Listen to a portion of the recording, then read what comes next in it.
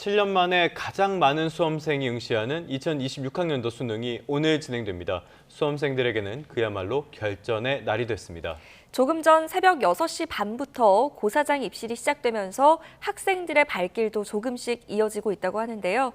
전국 곳곳 시험장에 나가 있는 취재기자 연결해서 현장 분위기 살펴보겠습니다. 네, 먼저 배민혁 기자가 현재 나가 있는 곳부터 살펴보겠습니다. 어디입니까? 네, 서울 용산고등학교 앞에 나와 있습니다. 네, 차상은 기자는 어느 시험장에 나가 있는 거죠? 네, 부산 연제고등학교 시험장 앞에 나와 있습니다. 네, 그럼 서울 현장부터 살펴보도록 하겠습니다. 지금 분위기 어떻습니까? 네, 조금 전 새벽 6시 반부터 고사장 입실이 가능해졌는데요. 아직은 이른 새벽 시간인 만큼 한산한 분위기 이어지고 있습니다. 지금 학교 정문 인근에는 경찰관이 투입돼 질서 유지를 하고 있습니다.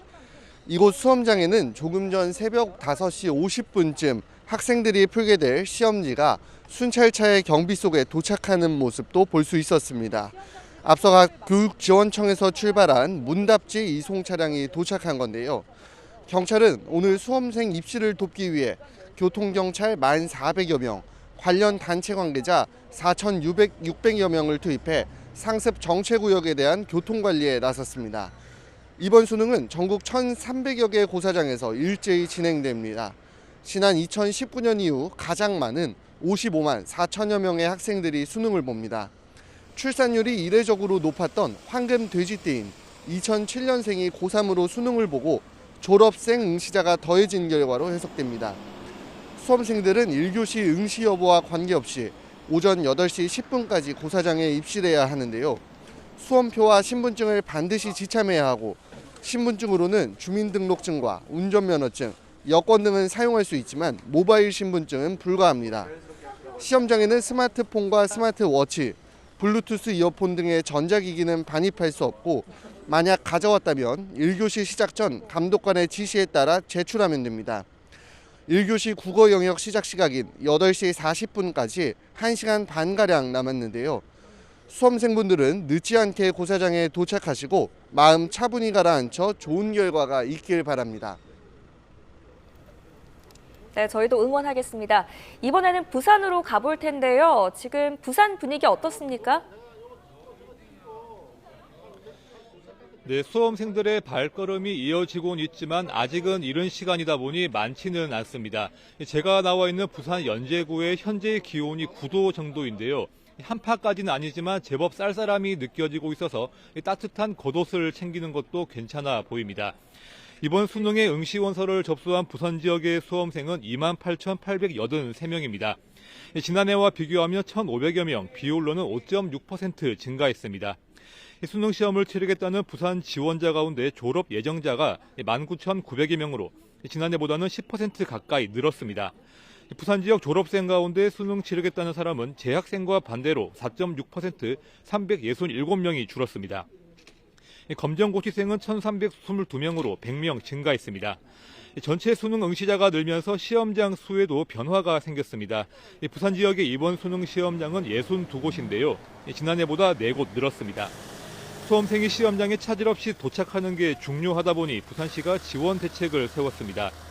수능지와 교통종합 상황실을 운영하며 시험장이 몰려있거나 주변 진입도로가 좁아서 혼잡이 우려되는 곳을 중심으로 실시간으로 살피고 돌발 상황에 대비하고 있습니다.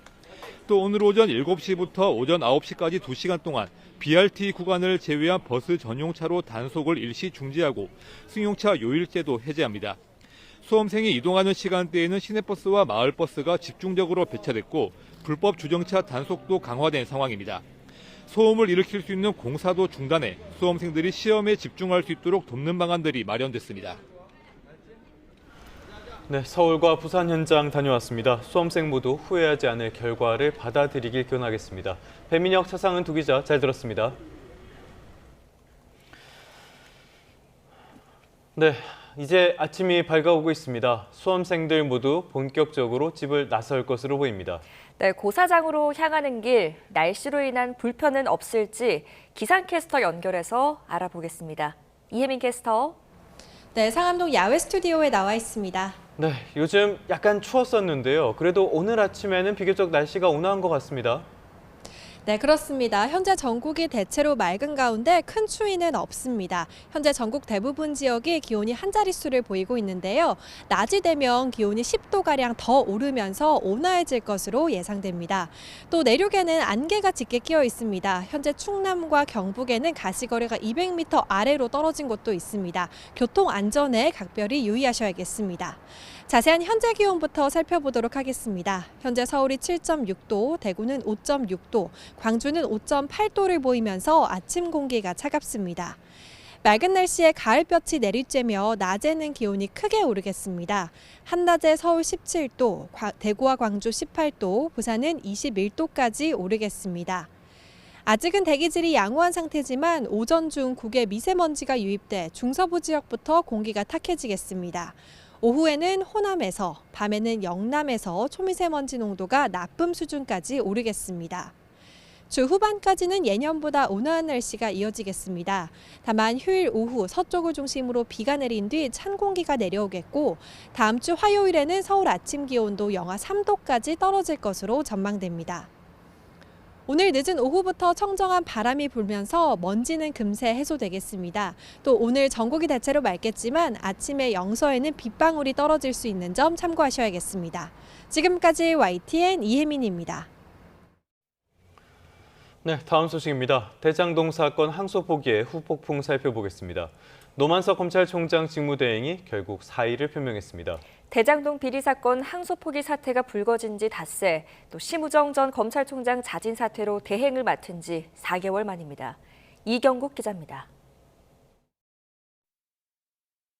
노만석 검찰총장 직무대행이 물러나겠다는 뜻을 밝혔습니다. 대장동 개발 비리 의혹 관련 민간업자들의 1심 판결에 대해 검찰이 항소를 포기한 지 닷새 만입니다. 노 대행은 오후에 대검찰청 간부들을 불러 사의를 밝혔고 대검은 곧바로 이를 언론에 알렸습니다. 노 대행은 YTN과의 통화에서 떠나는 마당이라고 말을 아끼면서 책임지는 자세로 거취를 결정한 것이라고 말했습니다. 앞서 서울중앙지검은 항소기한인 지난 7일 자정까지 항소장을 제출하지 않았습니다. 수사 공판팀과 대검찰청은 항소하겠다는 뜻을 법무부에 전달했지만 법무부에서 다른 의견을 냈고 대검은 최종적으로 항소 포기 결정을 내렸습니다. 정진우 서울중앙지검장이 대검과 의견이 달랐지만 관철하지 못했다며 사의를 표명했습니다. 정성호 법무부 장관이 노 대행에게 대장동 사건 관련 3차례 보고를 받고 신중하게 판단하라는 답변을 들었다는 게 알려졌습니다. 그러면서 검찰 내부에선 법무부 입김에 항소 포기 결정을 내린 거 아니냐는 비판과 함께 거취 압박이 거세게 일었습니다. 노 대행은 하루 연가를 내고 거취를 고심해 왔습니다. 용퇴 요구 나오는데 입장 있으실까요? 이진수 차관으로부터 수사 결권 언제 들으셨어요? 노 대행은 지난 7월 이재명 정부의 첫 검찰 고위간부 인사로 대검 차장에 보임됐습니다. 심우정 전 총장이 인사 패싱 여파로 사퇴한 뒤 넉 달 넘게 대행을 맡아왔습니다. 노 대행 사의가 받아들여지면 검찰 조직은 대행의 대행 체제로 운영되게 되는데 검찰청 폐지를 앞두고 초유의 리더십 공백 사태로 혼란을 피할 수 없을 전망입니다. YTN 이경국입니다. 정성호 법무부 장관은 검찰의 항소에 반대한 적도 없고 대통령실과도 상의하지 않았다고 밝혔습니다. 정 장관은 어제 국회 예산결산특별위원회 전체 회의에서 검찰의 항소 의견에 외압을 제기한 게 아니냐는 취지의 질문에 이같이 답했습니다.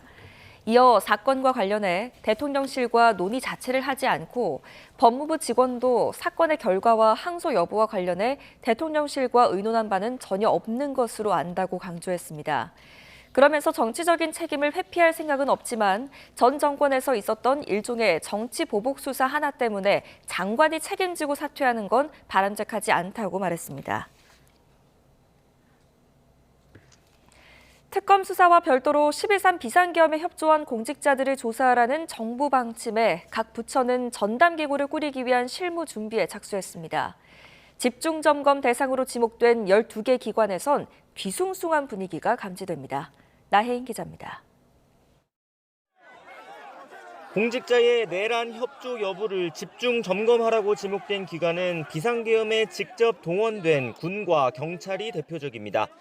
그동안 국방부 감사관실을 중심으로 군인들의 잘잘못을 따져온 군 당국은 정부 방침에 따라 별도 TF를 꾸려 추가 조사를 진행할 계획입니다. 현역은 물론 군무원들도 조사 대상에 포함될 수 있습니다.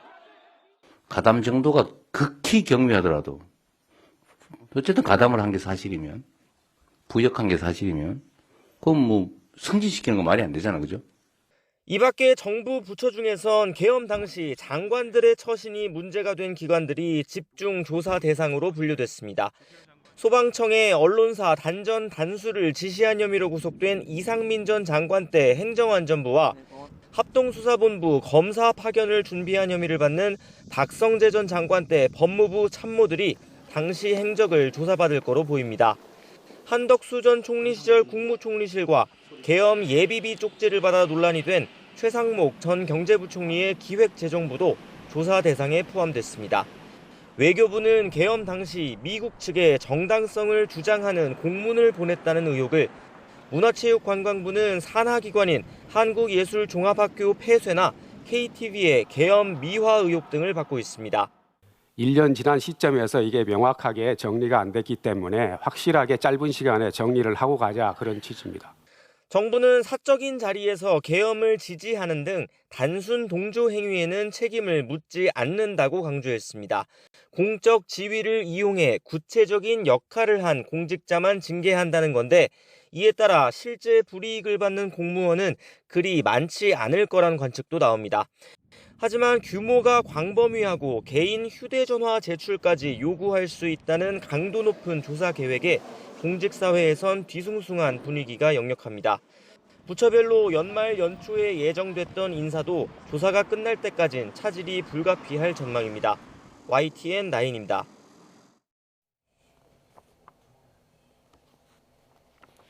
네, 11월 13일 목요일 오늘의 주요 일정입니다. 오늘은 특검과 관련한 일정들이 많습니다. 먼저 내란 선동 혐의로 구속영장이 청구된 황교안 전 국무총리 구속 여부가 이르면 오늘 결정될 전망입니다. 서울중앙지방법원은 오후 4시 황 전 총리에 대한 구속 전 피의자 신문을 진행합니다.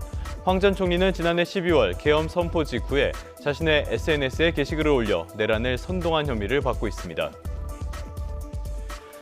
비상계엄에 가담한 혐의를 받는 박성재 전 장관의 구속 여부도 이르면 오늘 결정됩니다. 서울중앙지방법원은 오전 10시 10분 박성재 전 법무부 장관에 대한 구속 전 피의자 신문을 여는데요. 박 전 장관은 비상계엄 선포 당시에 간부회의를 열어 합동수사본부의 검사 파견과 구치소 수용 공간 확보를 지시한 혐의를 받고 있습니다. 국회는 오늘 오후 2시에 본회의를 열고 국민의힘 추경호 의원의 체포 동의안을 보고할 예정입니다. 지난해 12월 3일 비상계엄 당시에 국민의힘 원내대표였던 추 의원은 의원총회 장소를 여러 차례 바꿔 계엄 해제 표결을 방해한 혐의로 구속영장이 청구됐습니다. 서부지법 폭동의 배후를 수사하는 경찰이 보수 성향 유튜브 신의 한수 운영자 신혜식 씨를 오늘 소환해 조사합니다. 신 씨가 경찰에 출석해 조사를 받는 건 이번이 처음입니다. 네, 조금 다른 소식입니다. 홍명보 감독이 이끄는 축구 대표팀이 볼리비아전을 앞두고 처음으로 26명 전원이 참가하는 훈련을 진행했습니다. 대표팀은 오늘 볼리비아와 격전을 벌일 대전 월드컵 경기장으로 이동해 공식 기자회견과 함께 훈련을 이어갈 예정입니다. 지금까지 오늘의 주요 일정이었습니다.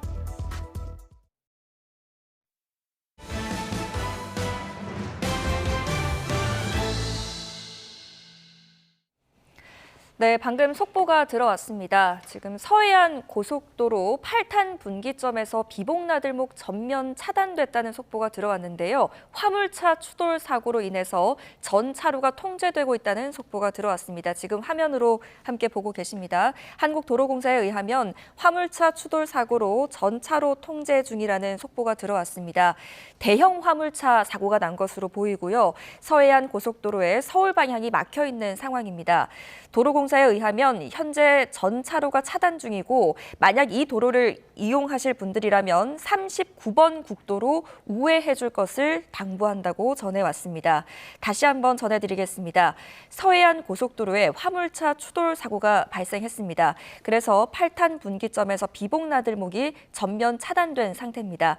화면 함께 보고 계십니다. 지금 화물차 추돌 사고로 인해서 전 차로가 지금 막혀 있는 상태인데요. 한국도로공사에 의하면 화물차 추돌 사고로 인해서 전 차로가 통제 중이니 이 도로를 이용하실 분들은 39번 국도로 우회해 줄 것을 당부하고 있습니다. 인명 피해 상황도 살펴보겠습니다. 소방은 새벽 5시 40분쯤에 신고가 들어왔고 지금 인명 피해에 있어서는 확인 중이라는 속보가 들어왔습니다. 다시 한번 전해드리겠습니다. 서해안 고속도로에서 화물차 추돌 사고가 났습니다. 8탄 분기점에서 비봉나들목 전 차로가 차단 중입니다. 한국도로공사에 의하면 화물차 추돌 사고로 인해서 전 차로가 통제 중이니 이 도로를 이용하실 분들은 39번 국도로 우회해 줄 것을 당부하고 있습니다. 저희가 속보를 전하는 중에 잠시 화면이 고르지 못했습니다. 사과드립니다. 관련된 소식은 저희가 들어오는 대로 다시 한번 전해드리도록 하겠습니다. 다음 소식입니다. 역대 최장을 기록한 미국 연방정부의 셧다운이 종결을 앞두고 있습니다. 미 하원의 표결에 이어 트럼프 대통령이 서명에 나설 것으로 보이는데 트럼프 대통령은 민주당 때문에 2천조 원이 넘는 손실이 발생했다고 주장했습니다. 워싱턴 홍상희 특파원입니다. 43일째 이어지고 있는 역대 최장 미 연방정부의 셧다운 종료가 임박했습니다. 미 하원은 지난 10일 상원을 통과한 연방정부 임시 예산안을 포함한 패키지 지출 법안에 대한 표결 절차에 들어갔습니다. We believe the long national nightmare will be over tonight. I just want to say that we're very optimistic about the vote tally tonight. We think this is going to happen and we're sorry that it took this long. 백악관도 오늘 밤 트럼프 대통령이 셧다운을 끝낼 거라고 밝혔습니다. And the people's government will soon be back open for business. President Trump looks forward to finally ending this devastating Democrat shutdown with his signature, and we hope that signing will take place later tonight. 트럼프 대통령은 셧다운을 일으킨 민주당 때문에 1조 5천억 달러, 약 2,200조 원의 손실이 일어났다며 정당한 대가를 치러야 한다고 주장했습니다. 셧다운이 종료되면 재원 고갈로 차질을 빚었던 저소득층 4,200만 명을 대상으로 한 식비 지원 프로그램 스냅 집행도 즉시 재개될 전망입니다. 셧다운 기간 해고된 연방 공무원 4천여 명이 일터로 복귀하고 운영이 중단됐던 박물관과 국립공원도 다시 문을 열게 됩니다. 하지만 무급으로 전환된 항공 관제사들의 이탈로 항공편이 감축되는 등 혼란을 겪었던 항공 상황이 정상화되기까지는 적어도 1, 2주 정도 시간이 더 필요할 것으로 보입니다. 애초 셧다운의 원인이었던 공공의료보험, 오바마케어 보조금 지급 연장 문제는 손도 대지 못했습니다.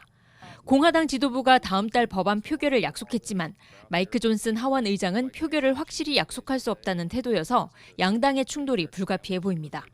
백악관은 오바마케어는 불법 이민자에게 의료 혜택을 제공하라는 터무니없는 요구이자 고장난 제도라면서도 트럼프 대통령은 민주당과의 대화에 열려 있다며 여지를 남겼습니다. 워싱턴에서 YTN 홍상입니다. 12월 기준금리를 놓고 미국의 중앙은행인 연방준비제도 내 분열이 심화하고 있습니다. 제롬 파월 의장은 신중론을 강조하고 있지만 친트럼프 인사들은 인하를 주장하며 맞서고 있습니다. 뉴욕에서 이승윤 특파원입니다. 트럼프 대통령의 경제참모인 스티븐 마이런 연방준비제도 이사는 12월에 기준금리를 0.5%포인트 인하하는 빅컷을 주장하고 있습니다. 역시 트럼프 대통령이 임명한 크리스토퍼 월러 연준 이사도 금리 인하에 찬성하고 있습니다. 하지만 미국의 경제 상황은 녹록치 않습니다. 연준의 핵심인 뉴욕 연방준비은행의 존 윌리엄스 총재는 빈부격차가 미국 경기 하강을 초래할 위험이 있다고 경고했습니다. 또 미국 부유층은 주식시장 호황에 혜택을 누리는 반면 많은 저소득층과 중간소득층 가정이 생활비 위기에 직면했다고 밝혔습니다. 이어 이런 양극화 행태가 다음 달 9일과 10일 올해 마지막 FOMC에서 연준의 금리 인하 여부를 결정하는 요인이 될 수 있음을 시사했습니다. 이는 생활비 인상의 주범인 트럼프 대통령의 관세를 완곡하게 비판한 발언으로 풀이됩니다.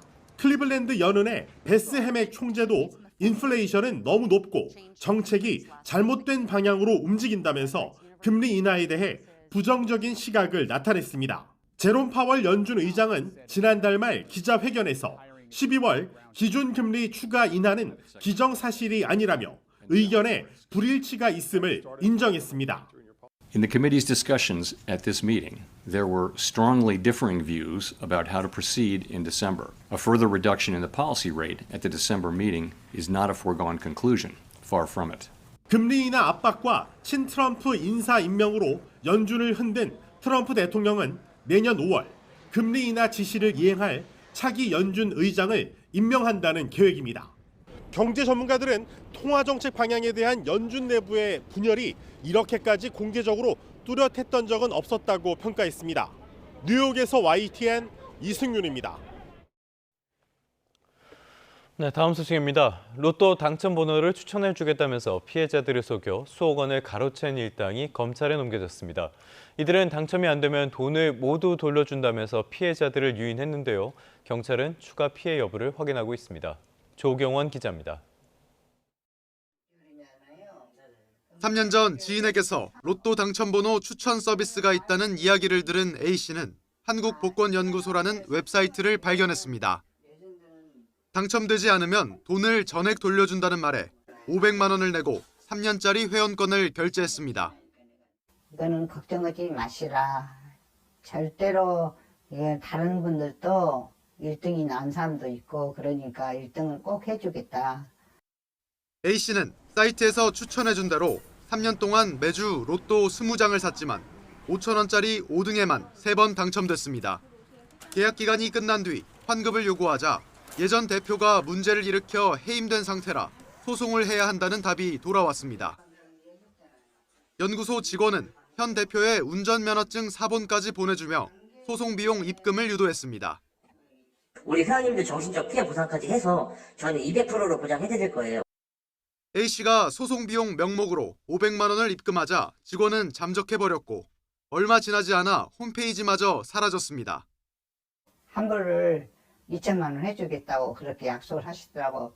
그 뒤로부터 전화를 끊어버리고 고소장을 접수해 수사에 나선 경찰은 이들이 당첨번호를 맞출 능력도 없이 돈만 받아 가로챈 것으로 보고 6명을 검거해 이 가운데 2명을 구속했습니다.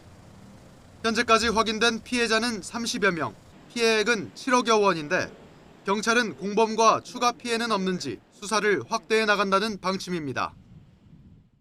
한국소비자원은 로또 예측 서비스와 관련해 지난 2021년부터 최근까지 접수된 피해 구제 신고가 1,900여 건에 달한다며 로또 당첨 번호를 미리 예측할 수는 없다고 강조했습니다.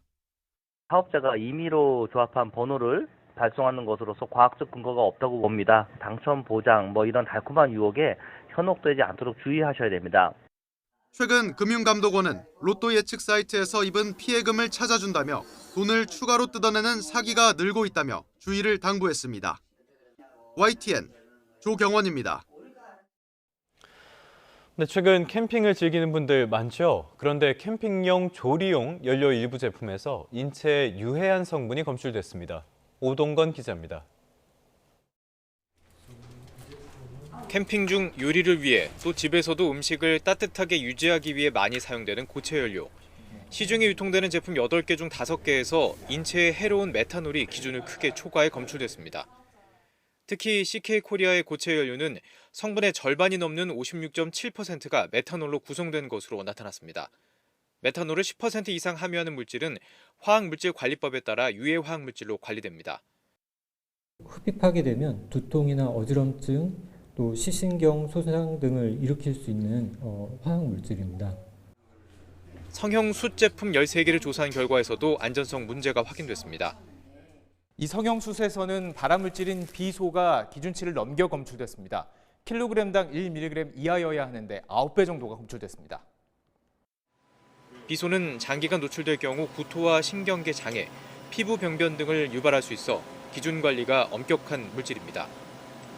성형수 5개 중 1개는 비소 기준을 초과했고 일부 제품은 제조 연월 등을 제대로 기재하지 않아 표시 기준에도 미달한 것으로 나타났습니다.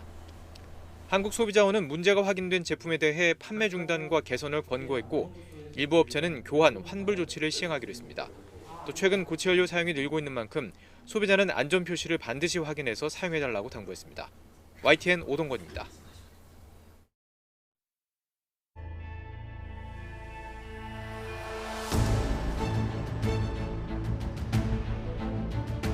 국내 증시에 투자하는 사람들이 늘면서 빚을 내 투자하는 B2 규모도 사상 최대치를 기록했습니다.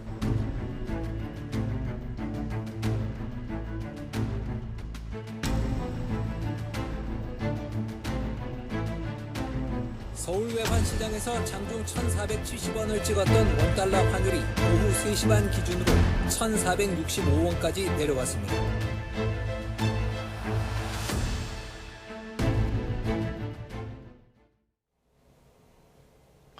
네, 고공행진을 거듭하는 코스피를 둘러싸고 경고음도 조금씩 나오고 있습니다. 외환시장은 아주 불안정한 상황인데요. 변동성이 커진 우리 금융시장, 이정환 한양대학교 경제금융대학 교수와 함께 분석해 보겠습니다. 어서 오십시오. 어서 오십시오, 교수님. 코스피가 연일 강세를 이어가고 있는데요. 이것과 반대로 V-코스피라는 지수가 굉장히 높은 상태예요. 41.88로 갔다가 36까지 약간 조정을 받긴 했지만 여전히 높은 상태. 그런데 V-코스피라는 게 뭡니까? 이른바 공포 지수라고도 하고요. 변동성 지수라고 보통 이야기합니다. 변동성 지수라고 하는 것은 어떤 거냐면 주식이 얼마나 위로 갈지 아래로 갈지 상승할지 하락할지에 대해서 사람들이 굉장히 불확실성을 가지고 있다라는 이야기로 드릴 수 있을 것 같고요. 네. 이렇게 불확실성이 커지게 되면은 사실은 작은 뉴스에도 주가가 좀 민감하게 반응하는 경향들이 있다라고 아마 이해하시면 될 것 같습니다. 한창 이 V-코스피 지수가 커졌을 때는 사실 올해 4월쯤 이제 관세 협상 그러니까 사실 트럼프 대통령이 관세를 부과하기 시작하면서 그때 경제적 불확실성이 커지면서 V-코스피가 굉장히 커졌다고 볼 수가 있는데 지금 상황은 사실 AI 버블부터 내년에 투자가 많이 이어질 거라는 긍정적인 기대까지 사람들의 기대감이 굉장히 혼선을 겪으면서 네. 주가에 이런 사람들의 기대감들이 반영이 되기 시작했고 한쪽은 올라간다, 한쪽은 떨어진다 이런 기대감들의 어떤 격차 너무 커지다 보니까 불확실성 역시 좀 커지고 있는 것들이 아니냐라는 그런 말씀드릴 수 있겠습니다. 그러니까 주식장이 지금 계속 올라가다가 이제 조금 어느 정도 변곡점이 온 이런 상황이고요. 내년에 더 올라간다는 주장을 하시는 분들, 그리고 내년에는 AI 버블 같은 것들 때문에 조금 떨어진다 하시는 분들이 약간 의견 충돌, 그러니까 사실 견해 같은 데 차이가 있다 보니까 아무래도 이 V-코스피, 그러니까 코스피 변동성 지수 같은 것들이 올라갈 수밖에 없는 상황이다라는 말씀 드릴 수 있을 것 같습니다. 네. 외신에서조차 우리의 코스피 이런 롤러코스터 장세를 인식을 하고 있는 것 같습니다. 그런데 외국인이 이달 들어서 7조 원 넘게 순매도하고 기관은 또 엄청나게 지금 사들이고 있단 말이죠. 그리고 여기에다가 개인 투자자들은 B2까지 늘어나고 있습니다. 이런 상황을 어떻게 보십니까, 전문가께서는? 사실 이제 기관 쪽의 입장은 좀 명확한 것 같아요. 네. 기관적인 입장이라는 것은 사실 기관들은 주가 오름 좀 좋아하는 쪽이기도 하고요. 아무래도 한국장에 긍정적인 시그널을 긍정적인 기대감을 많이 표현하긴 하는데 네. 사실 이제 내년에 이제 첨단 전략산업기금 같은 대규모 펀드가 조성이 되고 그다음에 국민연금 역시 아무래도 코스피 시장에 좀 투자분을 늘리지 않을까라는 기대감 이런 것들이 형성이 되면서 또 이제 상법 개정 같은 것들 중에 이제 자사주 매각이라든지 주주 환원 정책 같은 것들이 추가적으로 이루어지지 않을까라는 여러 가지 기대감들이 형성이 되면서 돈이 많은 주들, 흔히 말해서 배당 여력이 있는 주식이라든지 이런 것들이 보통 금융주인데 금융주라든지 반도체 주식 중심으로 해서 주가가 좀 오르는 양상들을 그런 기대감을 가지고 있다라는 일단 말씀드릴 수 있겠고요. 예. 개인들은 사실은 이런 거 추세하는 양상인데 아무래도 외국인 입장에서는 수익을 굉장히 많이 올렸고 어느 정도 수익 실현을 해나가야 되는 타이밍이기 때문에 돈이 빠져나가는 흐름들이 같이 나타나고 있다라고 보시면 될 것 같습니다. 요약해서 말씀드리면 기관은 어떤 제도적인 측면 그리고 특히나 국민연금의 투자 스타일 변화라든지 아까 말씀드린 것처럼 상법 개정, 특히나 이런 것도 추가적으로 이루어지지 않을까, 개인 주주 보호를 위한 어떤 주주 환원을 위한 정책들이 이루어지지 않을까라는 기대감들이 많이 형성되어 있고 예. 펀드 조성 같은 것들이 또 이게 주가 부양하는 요인이라고 생각해서 좀 사는 경향들이 있는 것 같고 네. 외인들은 투자 실현, 개인들은 어떻게 보면 추세적으로 사는 이런 양상들이 보이고 있지 않느냐 이렇게 생각을 하고 있습니다. 알겠습니다. 지금까지는 주식시장에 대한 이야기를 나눠봤고요. 주가가 계속 오르면 흐뭇한 일이긴 하지만 다른 금융시장이 좀 많이 요즘 불안정한 것 같습니다. 일단은 외환시장 문제가 있는데요. 어제 환율이 장중 한때 1,470원까지 올랐습니다. 이건 또 왜 이러는 겁니까? 일단 단기적인 요인으로는 아까 외국인 투자자들이 투자 수익을 환원해 간다라는 이야기라고 보시면 될 것 같고요. 결국 원화를 달러로 바꿔가지고 결국 수익 실현을 한다라는 그런 입장들 때문에 단기적으로 좀 수급이 불안정한 측면이 있다라고 아마 이해하시면 될 것 같습니다. 두 번째는 아무래도 이제 경제적 불확실성이 100% 해소된 건 아니다. 특히나 이제 외환시장에서 200억 달러를 조성하는 것 자체에 대해서 좀 불안한 감이 아무래도 있거든요. 그러니까 200억 달러를 매년 조성해서 미국에 투자를 해야 된다.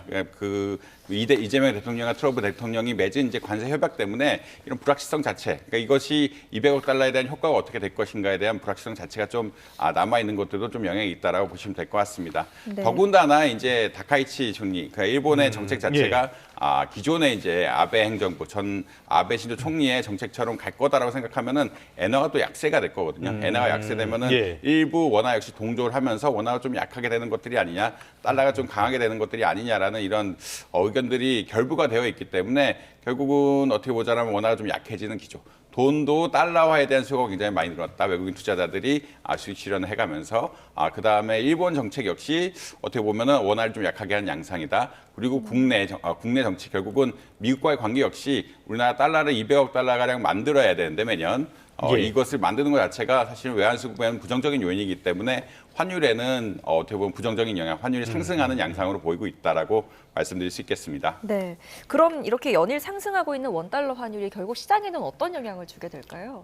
가장 큰 거는 물가 상승이죠. 네. 물가 상승이 가장 우려가 된다라고 보시면 될 것 같고 사실 우리나라 기업들 대다수는 특히나 중소기업 같은 경우에는 흔히 말하는 중간재라고 이야기해요. 중간재를 사서 이것도 완제품으로 만들어서 파는 이런 일들이 굉장히 많거든요. 그렇다는 이야기는 수입을 할 때 수입 물가가 굉장히 큰 영향을 받을 수밖에 없다라는 이야기라고 보시면 될 것 같고 이런 것들이 결국은 물건 가격 상승에 이어지면서 물가 상승 압력으로 이어질 가능성이 좀 높다라는 말씀 드릴 수 있겠습니다. 더군다나 이렇게 그 환율에 대한 변동성이 크면은 내년에 대한 계획을 짜기도 조금 어렵다라는 일단 또 말씀드릴 수 있겠고요. 이렇게 계속 오르락 내리락 하면서 특히나 오르는 장세들이 또 계속될까 사람들이 불확실성이 굉장히 크거든요. 이게 환율이 안정된 상태가 아니라 올해만 해도 거의 100원 이상 왔다 갔다 하는 이런 어떻게 보면은 외환시장 상황이 벌어지면서 투자 결정이라든지 내년의 플래닝 자체에 좀 어려움을 겪는 상황들이 많이 이루어지고 있다라고 보시면 될 것 같습니다. 그래서 근본적으로는 물가 상승 압력이 좀 올라간다. 이게 가장 포인트고요. 두 번째로는 시장의 불확실성 역시 커지게 된다. 아무래도 외환시장의 변동성이 커지면서 이것에 기업 결정에 영향을 미치고 기업 결정에 영향을 미치면 결국 경제 정책의 불확실성에 영향을 미칠 수밖에 없기 때문에 불확실성을 키우는 요인으로 작용하고 있다. 이런 말씀 드릴 수 있을 것 같습니다. 자, 지금까지 주식시장 그리고 외환시장 살펴봤는데요. 또 불안정한 시장이 있습니다. 이번에는 채권시장을 봐야 되겠는데 어제 이창용 한국은행 총재가 다소 매파적인 발언을 하면서 이 채권시장이 많이 흔들렸어요. 3년물, 10년물 국고채 금리가 연고점을 경신했는데 들으시는 분들이 그래서 채권 금리가 올라서 뭐가 어쨌다는 거냐라는 의문도 가지실 것 같아요. 채권 금리에 우리가 관심을 가져야 되는 이유는 뭡니까? 채권 금리란 것, 특히 국고채 금리란 것은 기준이 되는 금리라고 보시면 될 것 같습니다. 한국은행이 기준 금리를 발표하는 것은 초단기 금리라고 보시면 될 것 같고 국채 금리 1년, 국채 금리 3년, 국채 금리 5년 이런 것들은 결국은 그 시점에 금리를 결정하는 가장 중요한 요인이라고 보시면 될 것 같습니다. 국채 금리보다 일반적 은행채라든지 다른 기업채 금리들이 올라가기 때문에 이런 것들이 결국은 대출 금리에 반영이 되는 이런 상황들이라고 보시면 될 것 같고요. 간단히 요약드리면 국채는 가장 안전한 자산이고 가장 안전한 자산이기 때문에 모든 1년물, 3년물, 5년물, 10년물 이런 것들에 대해서 기준이 되는 금리다. 그 이후에 흔히 말해서 은행채라든지 뭐든지 사실 리스크가 있는 거거든요. 그게 신용위험이라고 하는데 신용위험들이 쌓아가면서 어떻게 보면 금리가 결정된다고 보시면 될 것 같고 그렇기 때문에 이 국고채 3년물 금리 같은 것들이 올라간다 그러면 대출 금리가 가계대출 같은 경우는 가계대출 금리가 올라간다고 생각하시면 아마 쉽게 이해가 되지 않을까 이렇게 생각을 할 수 있겠습니다. 그러니까 기준이 되는 금리가 오를 테니까 전반적인 시장 금리가 다 오른다 이렇게 이해를 하시면 되겠는데요.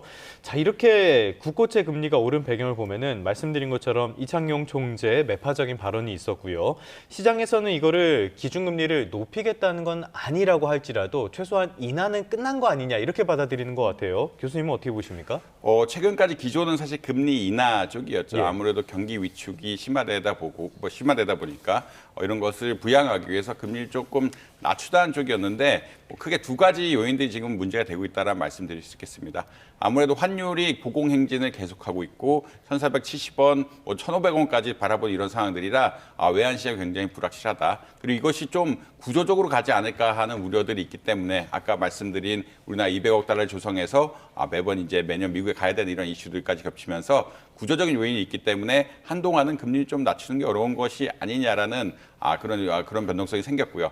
두 번째는 이제 가계대출이 이제 아무래도 좀 잡히긴 했는데 아무래도 부동산 시장 자체가 안정이 되지 않고 상당히 좀 불안한 양상들을 보이고 있거든요. 예. 이런 부동산 시장이 불안한 정한 상황에서 이런 것들이 금리 내리기는 어렵다. 이런 기본적인 양상. 그리고 내년의 성장률 자체가 우리나라의 이제 평균 성장률이 2%인데 그 정도까지 육박하지 않을까라는 일종의 기대감이 또 형성이 돼 있다는 것도 중요하다고 보시면 될 것 같습니다. 그래서 기존의 금리 인하 기조를 강조했던 거는 우리나라 경제 성장률 자체가 약간 침체 기조, 한 2% 정도가 자연적인 성장률이라 보는데 예. 그거보다 지속적으로 낮아왔기 때문에 금리 좀 낮춰야 된다는 입장인데 내년 경제 성장률 전망치 뭐 1.6%, 1.8% 이 정도까지 나올 거라고 보고 있거든요. 그렇다는 얘기는 평균적인 수준으로 이미 수렴해왔고 그다음에 다른 요인들, 부동산 시장이라든지 외환시장 요인들이 어떻게 보면 좀 금리 인하의 부정적인 요소이기 때문에 예. 기조 전환을 하지 않을까라는 의견들이 좀 있다라고 보시면 될 것 같습니다. 네, 시장이 전반적으로 좀 불안한 상황이기 때문에 개인 투자자분들은 투자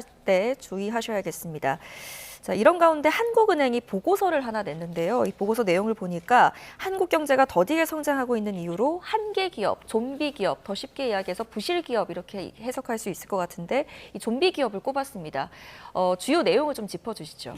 아무래도 좀비 기업이라고 하면은 부채는 계속 늘지만 퇴출은 당하지 않는 이런 기업들이라고 예. 보시면 될 것 같고요. 좀비 기업의 특징은 이제 수익성이 안 좋다. 수익성이 안 좋기 때문에 투자도 잘 하지 못한다라는 그런 특징들이 있습니다. 그렇다는 이야기는 한국은행에서 강조하는 포인트는 이렇게 좀비 기업이 성장성이 낮기 때문에 빚은 많이 내지만 이 자금이란 것이 투자라든지 효율적인 생산으로 못 가고 있다라는 그런 입장이거든요.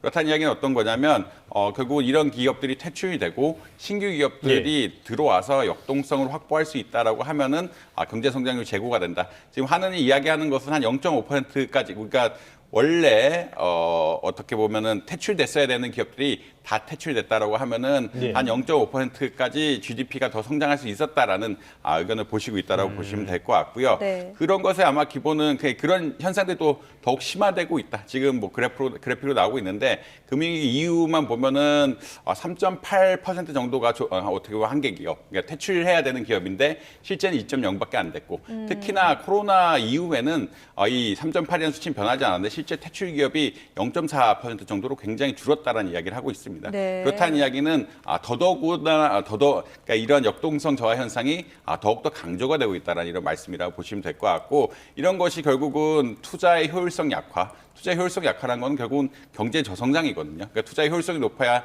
투자를 많이 늘리고 투자를 많이 늘려야 결국은 성장이 되는 이런 메커니즘이 있는데 이런 것이 좀 부정적으로 작용하고 있는 것이 아니냐 이런 평가가 내리고 있다라고 보시면 될 것 같습니다. 알겠습니다. 앞서서 한계 기업, 좀비 기업이라는 말씀을 드렸는데 이거는 번 돈으로 이자도 갚지 못하는 그런 기업들이라고 일단은 이해를 하시면 되겠고요. 자, 지금 외국 사례를 보면요. 이런 기업들은 사실 시장에서 더 이상 자생할 수가 없는 기업들이라고 봐야 되잖아요. 그래서 퇴출되는 흐름이 있었는데 유독 우리나라에서는 퇴출이 잘 안 되는 것 같아요. 그 배경은 뭡니까? 사실 경제적으로 몇 가지 이유가 있다고 생각을 합니다. 한국 시장이 좀 M&A, 기업 간의 어떤 M&A 같은 것들도 안 되고 기업의 생멸도 잘 안 된다라고 보고 있거든요. 그런 것의 근본은 사실 좀 노동시장의 문제도 일각에 있다라고 보고 있는 것 같고요. 그런 건 어떤 거냐면 결국은 이 정치적인 입장이라든지 경제적인 입장에서 한계 기업을 퇴출시키면 이 일자리를 가지신 분들이 다른 일자리를 또 갖기가 어려운 그러니까 노동시장이 유연하지 않기 때문에 다른 일자리를 가기가 어렵기 때문에 금융 지원을 계속 해주면서 그러니까 빚을 더 내게 하면서 이것을 유지시키려는 인센티브 같은 것들이 강하고 실제로도 이제 경제적으로 문제가 되는 이런 상황들이 있다라고 보시면 될 것 같고요.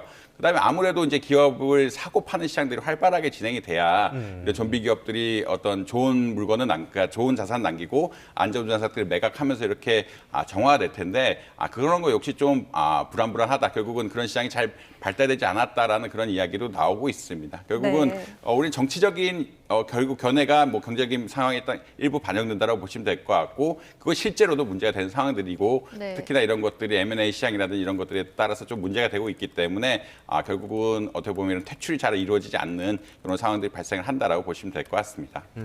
알겠습니다. 우리 경제의 한 숙제가 아닌가 싶습니다. 지금까지 한양대학교 경제금융대학의 이정환 교수와 함께 경제 이슈들 진단해봤습니다. 오늘 말씀 고맙습니다.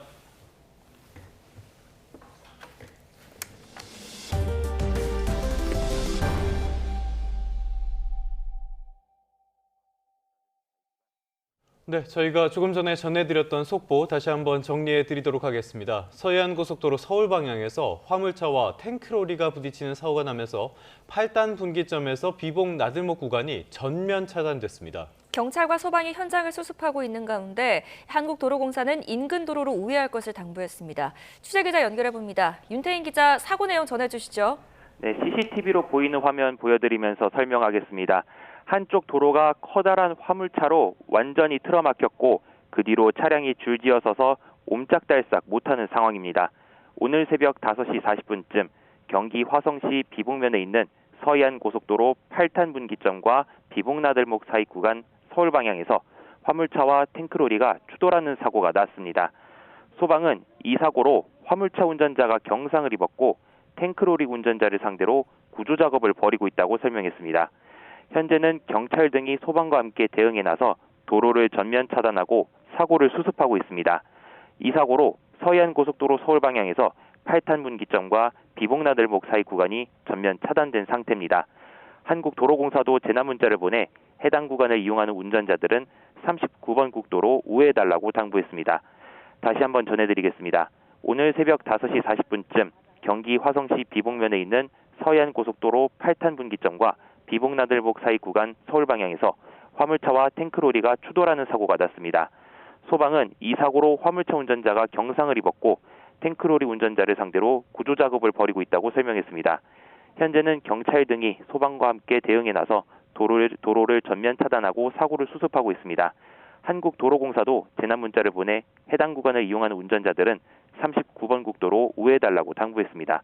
지금까지 사회부에서 YTN 윤태인입니다. 네, 끝으로 수능날 아침 날씨 알아보겠습니다. YTN 야외 스튜디오에 연결합니다. 정수현 캐스터. 네, 정수현입니다. 네, 수험생들의 발걸음 계속 이어지고 있는데요. 지금 날씨 상황 어떻습니까? 네, 한창 많은 분들이 수험장으로 갈채비하실 텐데요. 올해 입시 한파는 없지만 아침 공기는 제법 쌀쌀합니다. 현재 서울 기온 8도를 밑돌고 있습니다. 기온이 크게 오르긴 하겠지만 일교차가 크게 벌어지니까요. 수험생들은 얇은 옷을 여러 개 챙겨서 체온 조절 잘해주셔야겠습니다. 네, 일교차뿐 아니라 안개에도 주의가 필요하다고요? 네, 현재 내륙에는 안개가 짙게 끼어 있습니다. 특히 충남과 경북에는 가시거리가 200m 미만으로 바짝 좁혀져 있습니다. 평소보다 시간 여유 두고 안전하게 이동하시기 바랍니다. 자세한 시간대별 날씨 살펴보겠습니다. 입실 시간대부터 1교시까지는 공기가 다소 차갑겠습니다. 이후 2교시부터는 기온이 오름세를 보이겠고요. 수능 시험이 진행되는 동안에는 대체로 온화한 날씨가 이어지겠습니다. 다만 이후 퇴실 시간쯤에는 다시 기온이 떨어지겠습니다. 큰 일교차에 대비한 옷차림 잘해주시기 바랍니다. 지금은 대기질이 양호하지만 초미세먼지에도 주의가 필요합니다. 오전 중 국외 미세먼지가 유입되면서 중서부 지역부터 공기가 탁해지겠습니다. 오후에는 호남에서 밤에는 영남에도 초미세먼지 농도 나쁨 수준까지 오르겠습니다. 자세한 지역별 현재 기온입니다. 서울이 7.7도, 대구와 광주 5.4도로 쌀쌀함이 감돌고 있는데요.